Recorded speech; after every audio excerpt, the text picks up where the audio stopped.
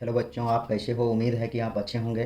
तो बच्चों मैं आज इस वीडियो में आप लोगों के लिए पॉलिनोमियल अर्थात बहुपद के पार्ट 3 को लेकर आया हूं, जो कि आप लोगों के लिए बहुत ही महत्वपूर्ण प्रश्न सब है बच्चों। तो बच्चों चलते हैं प्रथम प्रश्न की ओर। आज का प्रथम प्रश्न है P X equal to A X plus B में शून्य का मान क्या होगा? ए अचर पद बटे एक्स का गुणांक, बी माइनस अचर पद बटे एक्स का गुणांक, सी एक्स का गुणांक बटे अचर पद, डी कोई नहीं। बच्चों P X equal to A X plus B दिया हुआ है, तो इसे आप पी एक्स के जगह पे 0 रखें, 0 रखें। पी एक्स बराबर 0 रखें तो यहाँ 0 is equal to A X plus B minus B equal to A X, therefore A x equal to minus B. बच्चों चूँकि ए एक्स को इधर भी ले जा सकते हैं बच्चों, या इधर लाएं, बात बराबर ही होता है। और ये A P X equal to 0 है, तो इसका शून्य का मान कह रहा है। तो चूँकि ये ए एक्स इजकल टू चूँकि a x equal to minus b, therefore इसीलिए x equal to minus b by a हो जाएगा बच्चों। तो माइनस बी बाय ए, तो इसका अर्थ हो गया आपको माइनस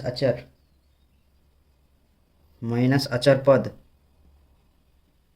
बच्चों एक्स का जो गुणक हुआ वो अचर पद हुआ, क्योंकि यह अंक में होता है बच्चों, इसीलिए इसको कहते हैं ये अंक में हमेशा होगा, और इसीलिए इसको कहते हैं अचर पद। माइनस अचर पद बट्टे सॉरी बच्चों, माइनस अचर पद ये बी हुआ, ये जो अचर पद होता है, और एक्स का गुणक, उसके बाद नीचे में क्या होता है एक्स का गुणांक।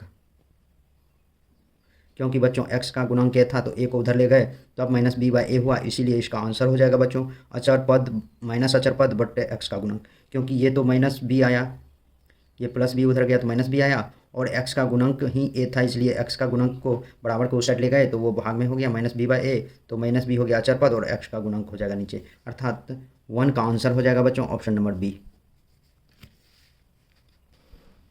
नेक्स्ट प्रश्न है बच्चों प्रश्न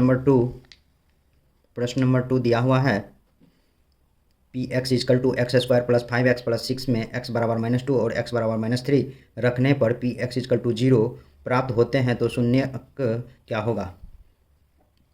ए में 2,3, बी में -2, -3, सी में 3,4, डी में -3, -4। तो बच्चों ये P X equal to X square plus 5x plus 6 दिया हुआ है, तो p के जगह पे -2 रखें, तो -2 का स्क्वायर प्लस 5 इंटू -2 प्लस 6 हो जाएगा बच्चों। तो ये 4 माइनस माइनस प्लस हो जाएगा, ये प्लस है ये माइनस है, दोनों इसको मल्टीप्लाई करना है, तो -10 प्लस 6, इसको और इसको, ये प्लस है, यहाँ कुछ नहीं चिन्ह है तो प्लस का चिन्ह है बच्चों, तो ये दोनों को ऐड करेंगे, 6 प्लस 4 -10, 10 -10 बराबर 0। अब देखिए पी एक्स बराबर दिया हुआ वही equation x square plus 5x plus 6, तो p -3 इजकल टू -3 का square plus 5 into -3 plus 6, 9 -15 plus 6 15। उसी तरह से इसको ऐड करेंगे, 15 - 15 बराबर 0 हो जाएगा बच्चों। दोनों का मान रखने पर पी एक्स 0 आया, जब पी एक्स 0 आया इसीलिए इसका शून्यक हो जाएगा, इसीलिए शून्यक बराबर -2 -3, दोनों का मान रखने पर वह आया मान शून्य, इसलिए इसका आंसर हो जाएगा बच्चों 2 का ऑप्शन नंबर बी। नेक्स्ट प्रश्न है बच्चों प्रश्न नंबर 3, त्रिघात बहुपद x³ माइनस एक्स स्क्वायर का शून्यक केवल होगा 0, बी में 1, सी में 2 और डी में 0 और 1। तो बच्चों आपको दिया हुआ है x³ माइनस एक्स स्क्वायर, इसका शून्यक, अर्थात ये आपको पी एक्स इजकल टू इसको पी एक्स लिख सकते हैं बच्चों, पी एक्स इजकल टू इतना, इसीलिए x³ माइनस एक्स स्क्वायर को यहाँ 0 रख सकते हैं। अब आप यहाँ से एक्स स्क्वायर कॉमन ले लीजिए, तो यहाँ इसको जैसे इसमें से क्यूब है तो इसको x इंटू एक्स स्क्वायर लिखेंगे, तो इसमें से एक्स स्क्वायर आ गया तो सिर्फ जो x बचा वो बचा, यहाँ x लिखेंगे और यहाँ -1 लिखेंगे, क्योंकि एक्स स्क्वायर कॉमन आ गया तो उसके बदले में एक्स स्क्वायर से 1 का गुणक जो है वो 1 आया बच्चों, इसलिए x -1 X square equal to 0, therefore x is equal to √0 is equal to 0।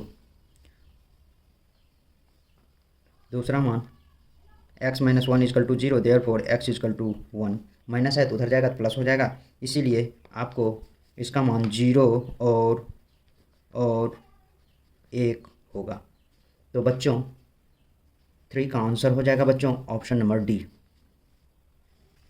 4 number प्रश्न है बच्चों, किसी बहुपद का एक शून्यक 2 हो तो px का एक गुणनखंड कौन सा होगा?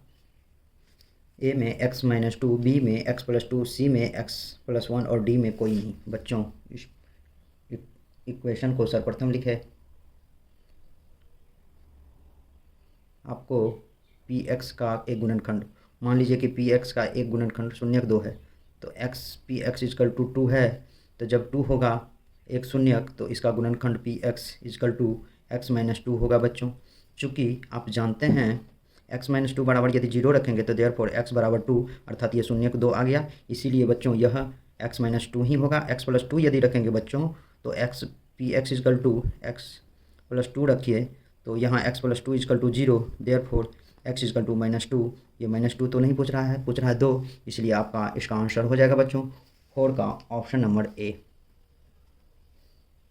नेक्स्ट प्रश्न है बच्चों प्रश्न नंबर 5, रेखिक बहुपद का शून्यक केवल होता है।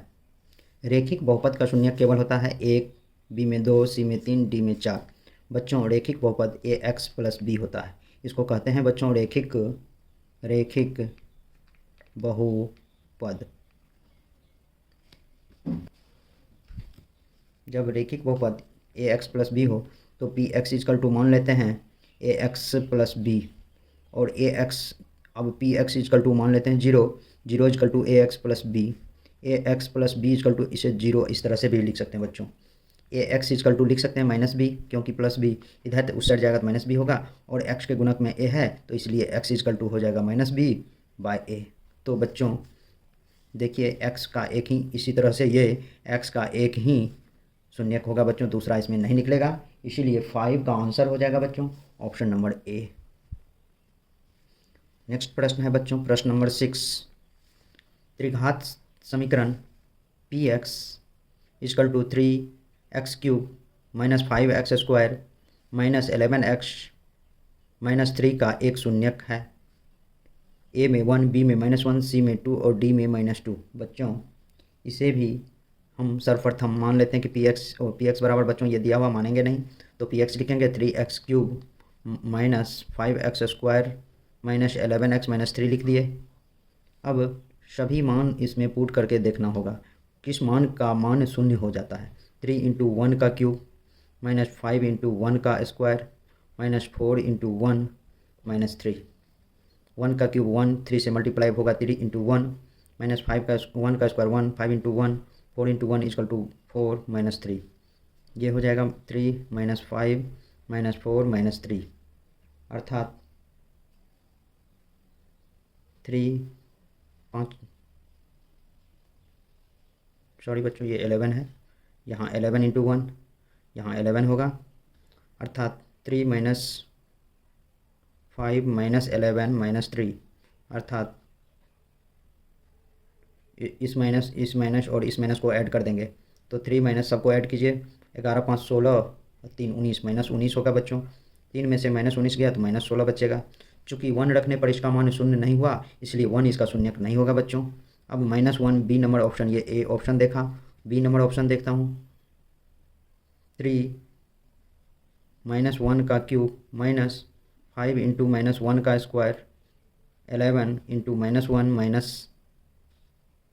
-3 3 -1 का स्क्वायर -1 क्यूब करेंगे, सॉरी बच्चों -1 का क्यूब -1 -5 × -1 का स्क्वायर, दो बार -1 को मल्टीप्लाई करेंगे तो +1 हो जाएगा, इसलिए 5 × 1 हो जाएगा यह। तो 5 × 1 को 5 लिख सकते हैं, माइनस ये -1 और -11 +11 हो जाएगा, इस -1 से इस माइनस, तो बच्चों यहाँ -3, तो ये हो जाएगा -3 -5 +11 -3 -3 6 और -5 -11 +11 दोनों को जोड़ेंगे तो यहाँ 0 हो जाएगा। अर्थात बच्चों 6 का आंसर हो जाएगा ऑप्शन नंबर बी, क्योंकि -1 रखने पर यह इक्वेशन शून्य हो गया है, इसीलिए आपको इसका आंसर हो जाएगा बच्चों ऑप्शन नंबर बी। नेक्स्ट प्रश्न है बच्चों प्रश्न number 7, px is equal to x² -3x -4 का x बराबर -1 पर मान क्या होगा। फिर से सुन ले बच्चों question, px is equal to x² -3x -4 का x बराबर -1 पर मान क्या होगा। ए में 0, बी में -1, सी में 1, डी में 2। चलिए बच्चों सर्वप्रथम लिखते हैं px is equal to x² -3x -4। बहुत ही आसान प्रश्न है बच्चों, और यहाँ बोल रहा है x बराबर -1, तो p -1 रख देते हैं, तो -1 का यहाँ स्क्वायर हो जाएगा बच्चों, -3 इंटू -1 -4, ये हो जाएगा आपको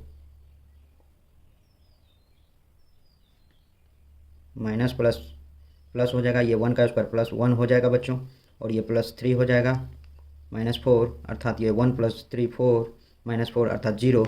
इसीलिए आपको x बराबर 1 रखने पर इसका मान हमेशा 0 होगा, अर्थात ए होगा इसका आंसर। नेक्स्ट प्रश्न है बच्चों प्रश्न नंबर 8 दिया हुआ है, आसान ही प्रश्न है यह भी बच्चों। दिया हुआ है y² ब्रैकेट 1/y + 3 का मान क्या होगा। ए में y, बी में y + 3y³, सी में y² + 3y, डी में y + 3y²। अब y² 1/y + 3, तो इसे बच्चों आप लिख सकते हैं y², यहाँ y एलसीएम ले लीजिए, यहाँ 1 होगा, 1 प्लस ये 3y हो जाएगा बच्चों, क्योंकि 1 से इसको डिवाइड करेंगे तो y टाइम्स में आएगा, और y को 3 से मल्टीप्लाई करेंगे तो 3y होगा। अब इसको फिर आप ऐसे लिख सकते हैं y², इसको 1 + 3y/y इस टाइप से भी लिख सकते हैं बच्चों, इसको मल्टीप्लाई कर देंगे। अब आप इसको लिख सकते हैं y इंटू y² होता है, इंटू 1 + 3y/y लिख सकते हैं, एक ये कट गया। अब y इंटू 1 + 3y को मल्टीप्लाई कर दीजिए, y को 1 से मल्टीप्लाई करेंगे तो y होगा, +3y इंटू y करेंगे तो ये हो जाएगा बच्चों y + 3y² आंसर।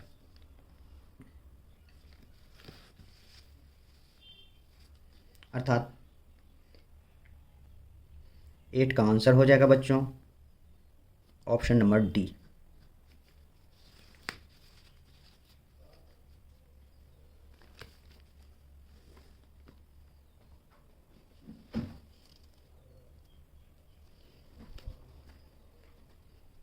नेक्स्ट प्रश्न है बच्चों प्रश्न number 9, x into x² + 2x का मान क्या होगा।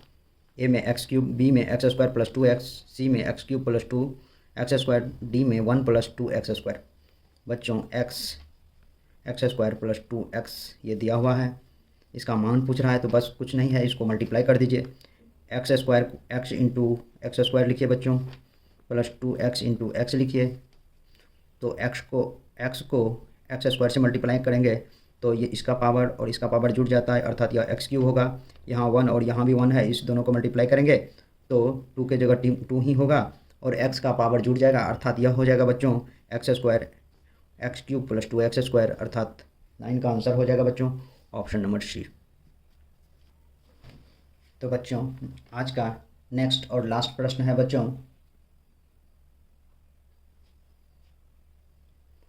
प्रश्न दिया हुआ है त्रिघात बहुपद का व्यापक रूप क्या होगा। ax² + bx + c, A option में दिया हुआ है ये, बी में ax⁴ + b³ + c, सी में दिया हुआ है ax³ + bx² + cx + d, और डी में दिया हुआ है ax² + bx + c।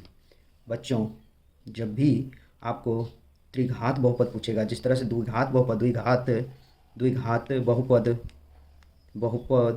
का व्यापक रूप ax² + bx + c होता है, उसी तरह से त्रिघात बहुपद का व्यापक रूप बच्चों यह हो जाएगा ax³ + bx² + cx + d। ये सारा फॉर्मूला ही है बच्चों, अर्थात आपको ये याद रखना होगा। अर्थात 10 का आंसर हो जाएगा बच्चों ऑप्शन नंबर सी। तो बच्चों आज के वीडियो में बस इतना ही। मेरे यूट्यूब चैनल पर बने रहने के लिए आप लोगों को बहुत बहुत धन्यवाद तथा मेरे इस प्रकार के वीडियो को देखने के लिए मेरा चैनल को ज़रूर से ज़रूर सब्सक्राइब करें बच्चों। तो बच्चों बहुत बहुत